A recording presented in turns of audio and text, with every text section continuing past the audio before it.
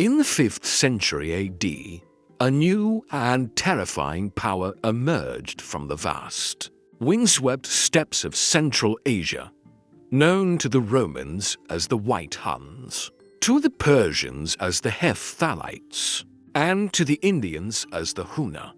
These enigmatic warriors were a military powerhouse whose very name struck terror into the hearts of empires. They shattered the mighty Sassanian Persian army, captured its emperor, and demanded a humiliating ransom that nearly bankrupted the state. Yet, despite their immense historical impact, we know almost nothing about them. What language they spoke, what they called themselves, or where they truly came from. This is the astonishing story of the Hephthalites, the ghost empire that terrorized Persia and then vanished into the mists of history.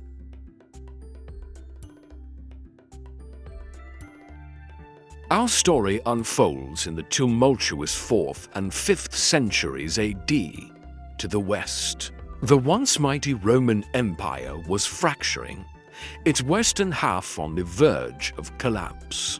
But to the east, a different power reigned supreme, the Sassanian Persian Empire. The Sassanids were the spiritual and political successors to the ancient Achaemenid and Parthian empires, controlling a vast territory that stretched from Mesopotamia to Central Asia. With a sophisticated administration, a powerful cavalry-based army, and a rich Zoroastrian culture, Persia was a formidable and confident power, believing itself secure from any major eastern threat. For centuries, the eastern frontier of the Sassanian Empire had been a zone of shifting alliances and occasional raids from nomadic tribes, but these were generally containable threats, manageable by the might of the Persian Savarin.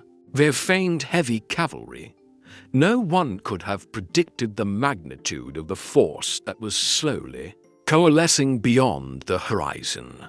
From the vast, windswept steppes of Central Asia, a new power was forming, a people whose origins, language, and true name remain lost to history.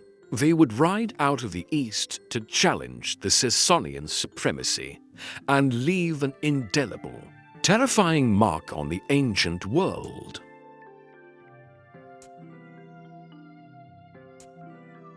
The people we know as the Hephthalites, or White Huns, are one of history's most frustrating enigmas.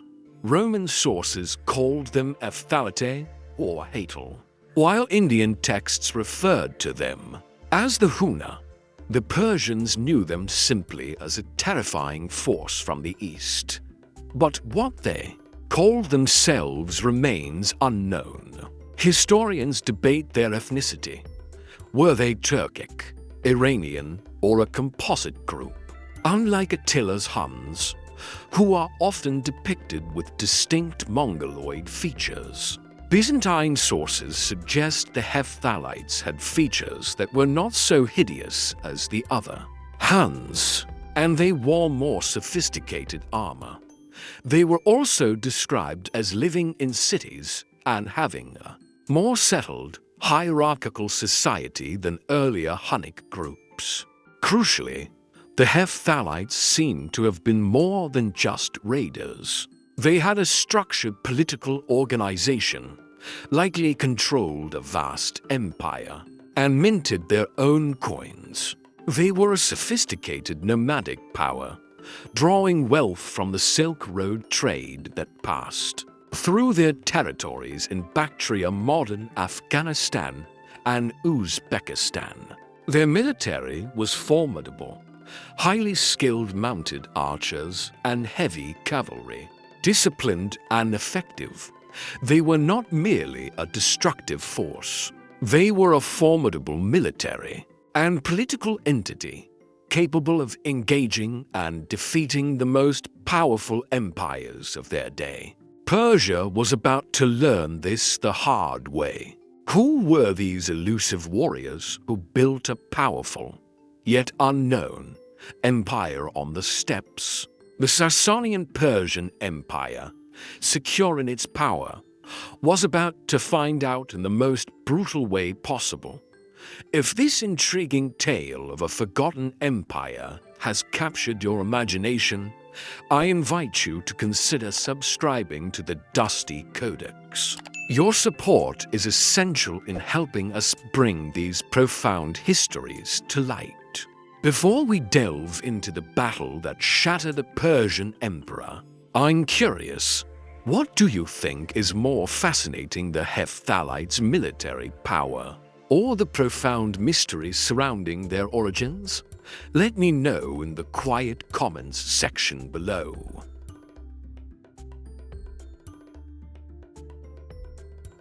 By the late 5th century, the Hephthalites were a recognized force, having already clashed with the Sassanians. Emperor Perros I, a proud and often arrogant ruler, underestimated them repeatedly. He had already lost to wars against them, even being briefly captured in an earlier conflict. But his pride led him to one final, fatal confrontation. In approximately 484 AD, Perros I gathered the full might of the Sassanian army, his famed Savaran cavalry, infantry, and elephants, and marched east to finally crush the Hephthalites.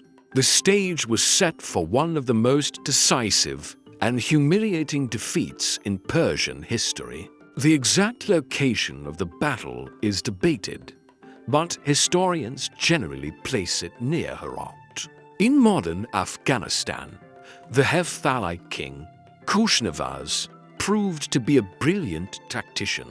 He orchestrated a devastating ambush, using cleverly disguised pits and a feigned retreat to lure the confident Persian army into a trap.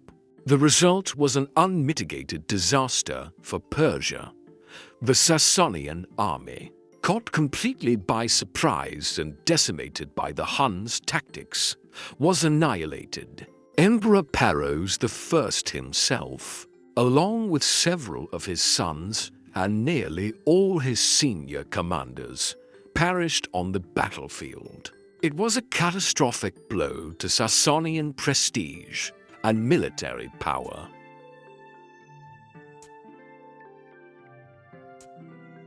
The defeat at Herat plunged the Sassanian Empire into chaos and utter humiliation. Perros' successor, his brother Balish, was forced to accept a peace treaty dictated by the victorious Hephthalites. The terms were staggering. The Persians had to pay an immense annual tribute in silver, a crushing financial burden that lasted for decades. Perhaps even more humiliating was the ritualized submission, as a gesture of ongoing tribute. The Hephthalites demanded that future Sassanian emperors wear golden chains during their coronation, symbolizing their vassalage to the White Huns. It was a powerful, public acknowledgement of their new, terrifying overlords. For the next several decades, the Hephthalites reigned supreme in Central Asia. They expanded their influence deep into India, becoming known there as the Huna, threatening the Gupta Empire. The Sassanian Empire, though still powerful, was severely weakened, its eastern frontier under constant threat, and its treasury bled dry by tribute payments. This period of Hephthalite dominance fundamentally reshaped the geopolitics of the region, diverting crucial Silk Road trade revenues and forcing Persia to allocate immense resources to its eastern defense rather than its traditional rivalry with the Byzantines in the west.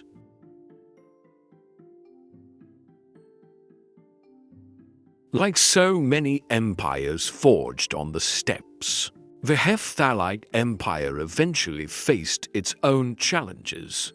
By the mid-6th century, a resurgent Sassanian Empire under Khosrow and Nushirvan, allied with the rising Turkic Gektuk Khaganate, began to push back. The Hephthalites, perhaps weakened by internal strife or overextension, were caught in a pincer movement. The precise details of their final defeat are as hazy as their origins. They were crushed by the combined Sassanian and Gektuk forces in a series of battles around 560 AD. Many of their remnants were absorbed into these larger empires or disappeared into the vastness of Central Asia. The powerful White Huns, who had terrorized Persia for decades, seemingly vanished, leaving behind a profound legacy of destruction, a changed political landscape, and a mystery that continues to fascinate historians.